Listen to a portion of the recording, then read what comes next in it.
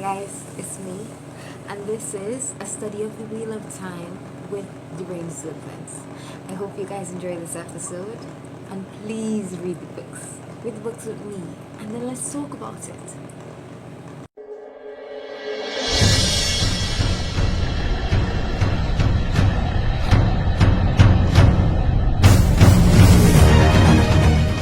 Hi guys, so we're back with chapter 5 of the Wheel of Time, Eye of the World, and I didn't say it, I said it. I told you guys that things were about to get sticky, and we in chapter 5, and the glue running. It's running. So here we are, we're in chapter 5, and I'm gonna say something. I realized that it is I made you guys think that I was super excited, and I am super excited about this. You have no idea how excited I am about this chapter. But I realized that I'm really sad too.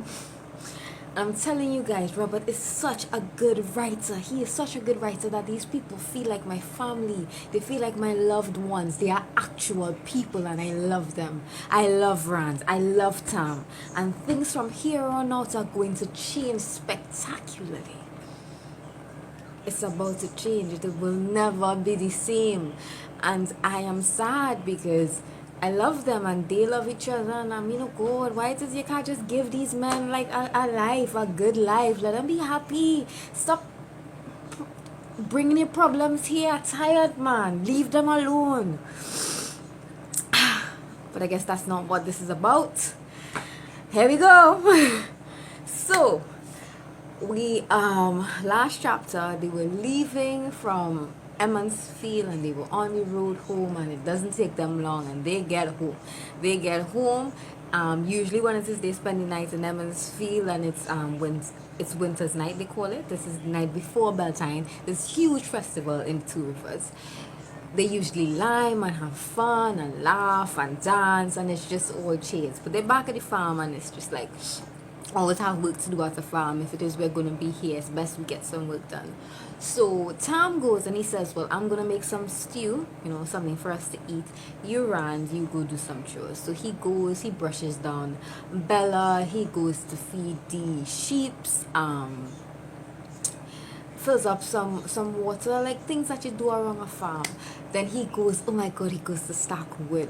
And like, guys, I don't even know, like, tell me as a reader if this is wrong. Rand is 19, so I am not marking on a young one. I am not. But I could just imagine him in my mind's eye chopping out wood, those muscles cording. Yes. So he does that, and he gets into the rhythm of it. Like, he forgets where he is. He's just doing it. That's even more hot, guys. Anyways, Tom comes up. He puts an arm on his shoulder, and he's like, it's enough, lad. Let's go in. Let's get something to eat. They do. They go in there. The house is nice, even if it's not like as tidy as like housewives have their houses in Emmonsfield. Because this is the Two Rivers. We're not about that life. This is like old time days where it is the house spick and span. That is where it is the woman do it. But it's not that. Remember, it is Rand's mother is dead, so it's just him and his father. And even if it is a bit messy, it's clean. So like they have it's not huge. The house isn't huge, but it's okay abode. An okay abode. Tom has made a lot of the furnishings that are in there, because Tom is just like, everybody in this book is just so capable. I just love it. Like, why it says one way they can't jump out the book and marry me. Marry me. Anyways, so yeah, Tom is gonna make the stew.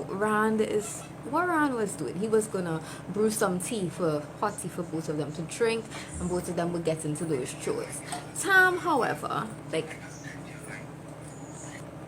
sorry about that, guys, back here with you. So Tom, yes, nobody ever does this in the Two Rivers. He actually locks the doors.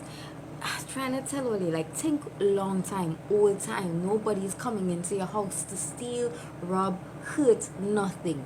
We are honest people, and that is not something we do. This is the Two Rivers. They are honest people. That is not something. Back here again. I'm sorry, guys. So sorry. So yeah, he does something that he doesn't usually ever do. Like, it's never been done. Rand is surprised because it's never been done in his lifetime, and Rand is 19. I actually researched because I wanted to know, because I was marking on him, cutting out with. Anyways, anyways, so Tam goes, he gets the key, he locks the doors, and he appears again with a sword.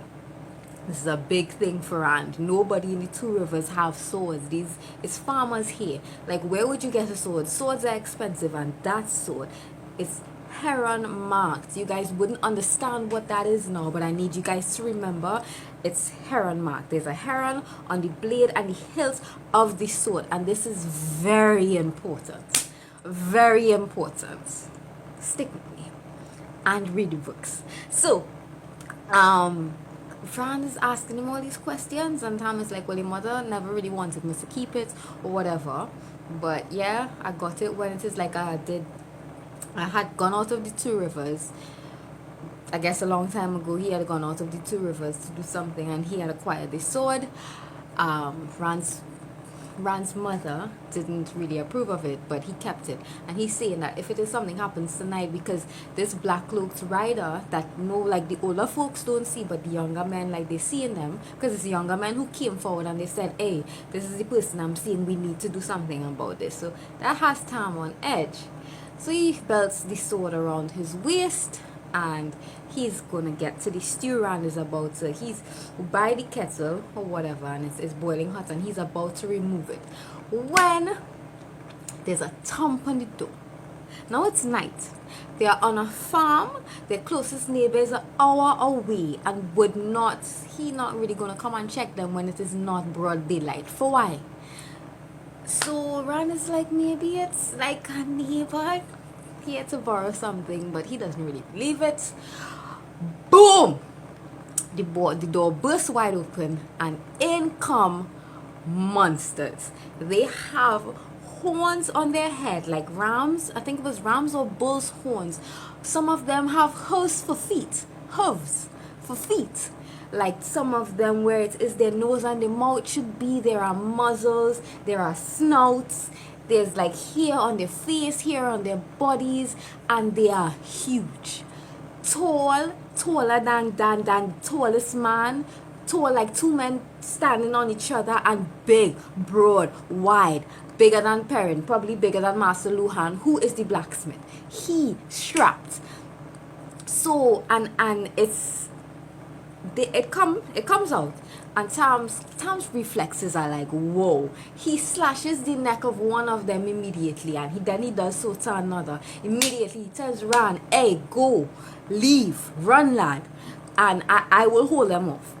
And Rand, he feels bad for obeying immediately, but he does. He leaves, and Tam is fighting. While it is like Rand is trying to crawl out of a window, the door bursts open, and the monsters are coming through the back. So when it is he gets outside and he crawls away, he shouts to his father. He shouts to him that they're coming through the back. I'm at the back. I'm outside. Come out.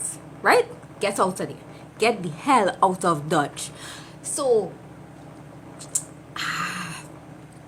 then it is what it is. Rand does, like, as he is crawling away or whatever, something falls on him, and like, of course he's terrified right now, so he beats it up and stuff, and it's just like a hoe handle. So he takes the hoe handle because he needs a weapon. Of course he needs something, right?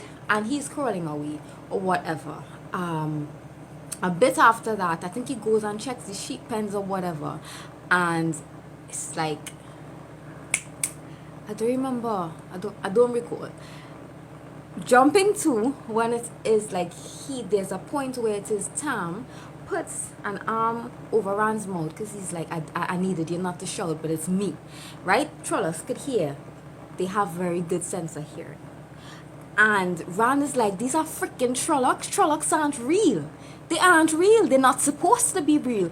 But guys, Trollocs are real. Remember, it is they wanted to say Aes Sedai wasn't real and the Dragon Reborn was tantamount to the Dark One. They are wrong. They have the facts completely wrong. So Trollocs are real. And those were Trollocs. And Trollocs are attacking them. And we don't even know why. So, Rand realizes that his father is hurt. He is burning up. And he immediately wants to go. They have to get back to the village. It's night. They have no time to delay. But Tam is like, let me rest. I need to rest. And like he's wounded. He's wounded. And when it is Rand tries to pull him up, he groaned in pain, so he puts him back down. He makes the executive decision that if it is like there are supplies that are needed, and if it is he can't take Tam to it, maybe he could bring it to Tam. So he decides that he's going back to the house that the Trollocs were just in, that came to attack them in. If it is the Trollocs are still there, he won't go in, and he just have to try to get Tam to the village. But if it is like Trollocs aren't there, he's just going to go in, get what he needs, and get out. Get the hell out. So he goes. He goes to the house. He is very silent. He's very good at being silent. And he creeps and crawls, and it doesn't seem like there are any Trollocs inside. He goes in quickly. There's no time to waste. Tam could be dying out there. Stopping to say something. He and Tam love each other very much. If it is you read the chapter, you could feel it. Like, it's not like the love that maybe I have. My love is very huggy, lovey, I love you. But it's, you could feel that they both care about each other very, very deeply and very, very much. And guys, it makes me so sad. It makes me so freaking sad. Anyways, so goes into the house. He goes into the house. He's rustling around looking for certain things. He was filling one of those water sacks. When he was the old long time ones, I forgot the name, and satchel, I don't remember. So he was trying to fill that, and here's a thump. Spins around. It's a Trolloc. One of them stayed back for exactly this. Maybe somebody would come back. So his name is Nog. Nog smart. That's what he said. He said Nog smart. Nog wait. Some come back. Nog wait. And Rand has his father's sword. Oh my god, I didn't tell you guys this. I'm so sorry. Rand has his father's sword. He took his father's sword. He needed better weaponry. He left the hole. He took the sword. And he's holding it. He's holding it now. Up. In front of him like this. And Nog is saying, put down sword. No need sword, but Trolloc language is very guttural and animalistic, and human speech is not meant to be on the Trolloc song, so it sounds very weird the way that he is speaking. But he's seemingly trying to calm Rand down and get him to put down the sword. Now Rand does a feint because he realizes that there's no way that he's really going to get out of this by being defiant. He had the Trolloc himself also has a sword. It's like a sight, but it's like a blade, so it's a curved blade, like a sight-like blade, and he don't want him to swing that, so he pretends that, he resting on the sword, and as now deceptive as he is, tries to jump on him. Oh my god, why do I keep forgetting important things I have to tell you guys? He says during the talk where it says he's trying to get Rand to put down the sword, he says Midral just wants to talk. A Midral, a Fade, just wants to talk to Rand. Alright? So that's very important. It is important for you to know that is what's going on. I'll explain to you guys what a Midral is after. So Rand feints, he pretends to put down the sword. As soon as it is Rand, the Nog jumps him. He puts the sword up, and they crash to the ground. But the sword hit its mark. It went straight through the Trolloc, and it kills him. Thank God, Rand, you made it out. You're alive. So he beats up. He gets out from under the Trolloc, Nog. He gets the things together. He tries as quickly as he possibly can to get the things together, because a Midral is on its freaking way to the farm right now to talk to him, and Tam is out there dying. So he gets the things together. He gets makes a makeshift barrow, because he's going to have to carry Tam into town, right? Gets water, gets clean clothes, all of those things, and he makes it back out to Tam. He's terrified. My boy is terrified. Monsters that are not supposed to be, they're not supposed to be real, are real, and they are coming out of the cracks, and for some reason they came and attacked the farm. Read, guys, read with me, and we will find out why. So he makes it to Tam. And he's telling himself that all it is he needs to do is he just needs to get him to Nynaeve. Nynaeve is the wisdom, and the wisdom cures people.